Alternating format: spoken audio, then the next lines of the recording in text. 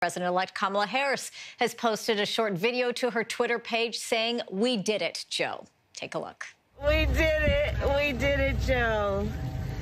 You're going to be the next president of the United States. Harris then tweeted, quote, "This election is about so much more than Joe Biden or me. It's about the soul of America and our willingness to fight for it. We have a lot of work ahead of us. Let's get started." All right, we're now joined by CTV's Abby Kugadasan in Philadelphia right now. Abby, let's bring you in. Richard Madden is also standing by in Wilmington, Delaware. We're going to bring Richard into the fold on this. We see people dancing behind you, Abby. Let's start with you first. I want to get your reaction. We just heard there from Kamala Harris that the joy in her voice saying, and both of them agreeing, this is about the voice of America. Absolutely. We were just watching that video and we saw people looking at their phones, even though they're celebrating, to see that video that she posted, you know, in sort of sweat, hair tied back, no makeup, saying we did it. And certainly the people of Philadelphia are also saying we did it. They're the ones that got those mail-in ballots in for Joe Biden and Kamala Harris, and the state of Pennsylvania pushed it across the line. Those 20 electoral votes have secured the presidency for Joe Biden, and they're ecstatic about it here. I don't know if you can hear me. I can barely hear myself because of all the music and the chanting and the singing going on. A vast majority of the people here are Democrats. They're ecstatic about the result. They're looking forward to January 20th. They want that change to happen sooner, but they're going to have to wait just a little while longer. Meantime, they're partying. All right, and I know, Abby, you've got a few people there next to you that you want us to hear from. Yeah, I do. I'm just going to need that stick mic there for a second. Chris, can you grab that for me?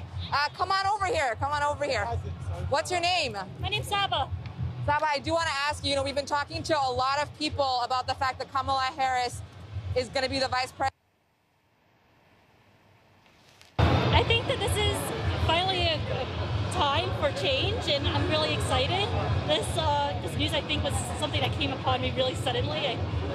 Even just last night, I was trying to grasp what could happen, what are all the possibilities. So I'm just very thankful, and I think that this is ending on a positive note. So. Were you nervous in the last couple of days? It took some time to count those votes. Oh yeah, absolutely. I was just reading an article like this morning about what would happen if there was no decision that was made, and what would happen with the Electoral College. So as soon as I heard this noise around my apartment, I started Googling what was happening, and so it was very surreal and exciting. Well, it is day 5. I think you can be forgiven for not sitting in front of the television that you had to find out with the noise. What did you think when you saw that message that Joe Biden will be the next president of the United States? First, I was sort of like disbelief, and then I started scrolling through my Facebook feed, and I was like, this must be actually real. And so then I started looking at different news outlets, and it was such a relief. And then you threw on your mask, and you decided, I gotta get out of this apartment and go party. I know, I had to figure out what's going on. Where's the noise coming from? When they take office, what do you want their first priority to be? What's the biggest concern for you?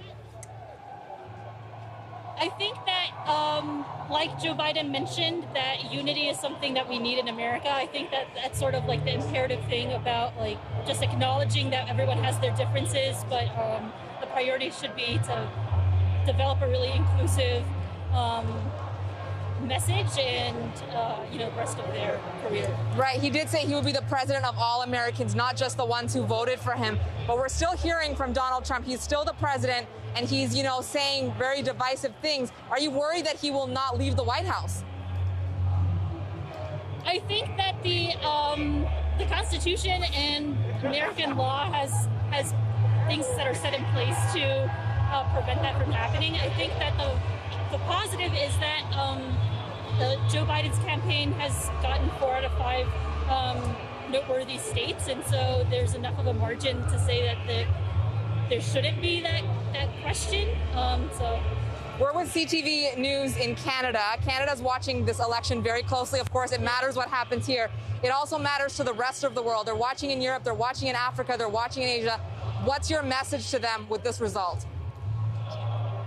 Thank you for watching, and I hope that with the results of this election that we can come together as a globe and we can start moving forward with our campaigns of social justice and climate change and work together instead of continuing to be isolationist and Okay, I know you don't want to talk to me for very much longer. You want to join the party, so I'll let you do that. Thank you so much for joining us. I really appreciate it. Have a good one. Thank you.